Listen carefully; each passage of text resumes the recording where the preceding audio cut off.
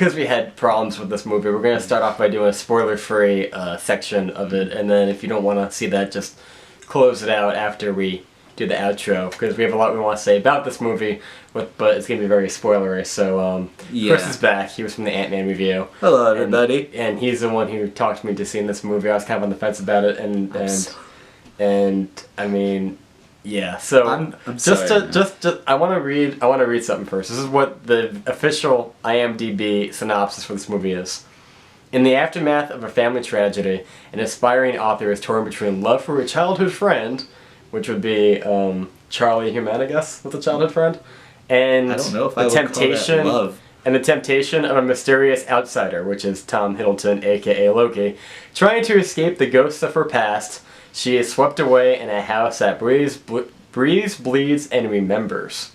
Okay, without doing any spoilers, and we'll get to that. This movie is pretty horrendous. It's really bad. It's kind of like a Haunted Mansion type-esque movie. It reminded me a lot of Sleepy Hollow, 1999, with Johnny Depp. It's fairly campy. Yeah, it is like 1890, so you do understand, like, it's England and it's New York and it's 1890, so you understand why it is kind of a little bit campy at first, but it never heats up on that at all. Yeah, no. It's consistently terrible. I just want to start off by saying I'm sorry for dragging you to see this. You should be a little bit. It was my mistake. I thought, you know what? You hear a name like Guillermo del Toro, right, and you think of things like Pan's Labyrinth, which I didn't see, and fantastic movie. I feel like I should. We digress, but Silent Hills trailer, things like that, and I love how you're basing this on a trailer for a game that was well, not just that, but a couple other things Guillermo del Toro has done, and you just Pacific think that, Rim. yeah. Well, that's not. But Pacific Rim isn't great. I mean, it's great in the way that Mad Max Fury Road is great because it's action, but it's not great because of the storyline or anything.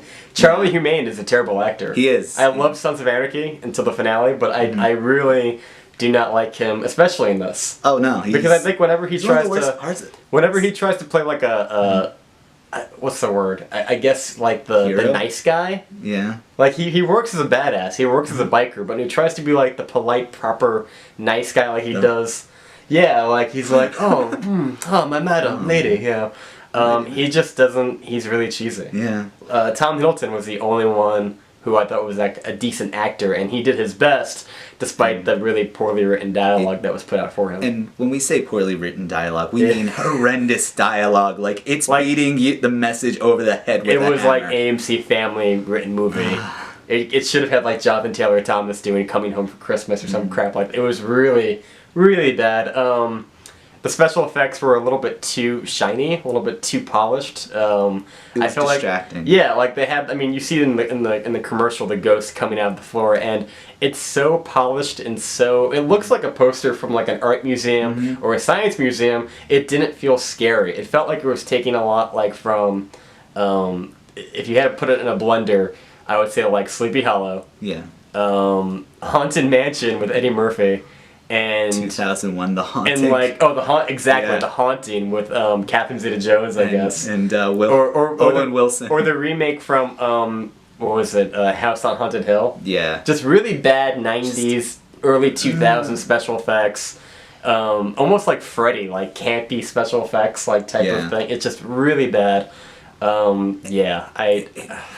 There's just no redeeming quality in this movie. And I was willing to forgive like the first 20-30 minutes, which actually I thought was actually, in the end, in a retrospective point of view, was actually better than the actual second half of the movie. The opening, as bad as it was, it only went downhill. Yeah, and that's saying anyway. This opening is very slow, by the numbers. It's so cheesy. Every cliche you've ever seen. The main character is poorly written, to say the least. They're all pretty poorly written. Like I said, though, Tom Hiddleston, decent actor, did his best with what he had.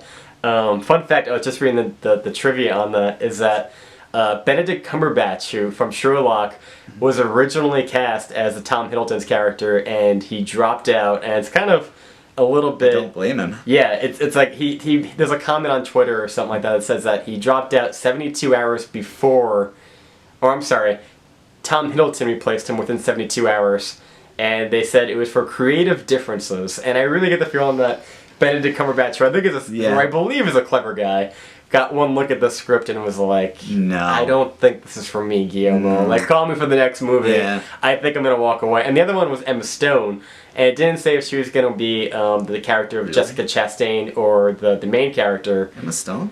Yeah, she was supposed to be in it. Oh, but it was quickly recast with Mia Wasikowska? I can't pronounce her name. I'm butchering her name. But she was in Alice in Wonderland, you said? Yeah, Alice in Wonderland. And it's soon to be Through the Looking Glass sequel, because we... Yeah. And, you know, I did get that, too. I did feel like I was going... I said this to you before. I did feel like I was in Tim Burton land, and not good Tim Burton, like Willy Wonka, Dark Shadows, new Tim Burton, where it's very whimsical. There was... I don't want to spoil it, but there's one character who's dead, and they're bleeding through, like, their face, and the blood, since they're a ghost, is floating. It defies gravity. And there's a lot of stuff that's just visually interesting, but as a story, it's just jarring. Yeah, so it doesn't hold up at all. We don't want to drag this out, so we're going to cut it here. I give Crimson Peak an F. I really wish I saw Bridge of Spies or Goosebumps even. Yeah, I was very shocked. I mean, I wasn't shocked after I saw the movie, but going in, I was shocked when I saw that Bridge of Spies was 91. I'm like, okay, Spielberg, Tom Hanks. Yeah. And then, but what got me was that when I first looked at it, it was 69 for Crimson Peak, and now it's down to 66, I believe. Oh, it's going to drop more. And Goosebumps was like 72, and I'm like, how can Goosebumps actually beat out Crimson Peak? But it... I understand now. You know, if I had a choice, I would have given Crimson Peak like a weight like 32% easily. I guess visually was the only. Yeah, I mean, if you use some of the backdrops as like a.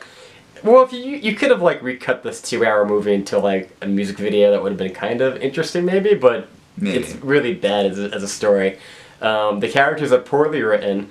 The storyline doesn't make a lot of sense. There's a lot of plot holes in it. And there was really nothing likable about this movie at all. The only thing that I liked about this movie was Tom Hiddleston as an actor, and it made me think, okay, I want to go see him in other movies besides Loki now, but I really have no interest in him as a character in this movie. So I give this movie an F. If there were a grade lower than an F, I would give it an F for disappointment. And you know what? I think it's worse than Ouija. Did you see Ouija? No, I saw Ouija, and that's like the lowest movie I ever gave on this channel. I saw The Pyramid, and I didn't see The Pyramid. You're lucky, but I actually hold The Pyramid in higher respect than this. So yeah, guys. So be sure to comment down below. Let us know what you thought about Crimson Peak.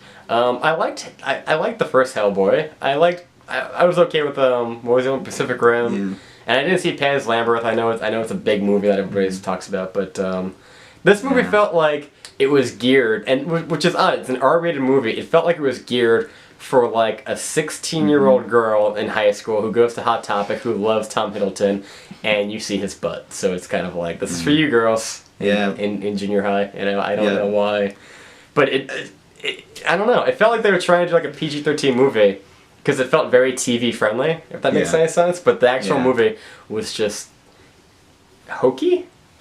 I wouldn't say hokey, just cheesy, cheeseball. It's just they made all the actors look pretty bad. I mean, with the exception of Hiddleston, I thought he held his own as best as he could with what he was working with, which wasn't much. So I give this movie an F. Do you also give it an F? Oh wait, we give it an F. All right. So what we're gonna do now is I'm gonna put the outro like right here, and we're gonna come back. If you want to hear why it is so terrible, we're gonna talk about it right now. So until next time, guys, thank you so much for watching, and as always, you just got burned.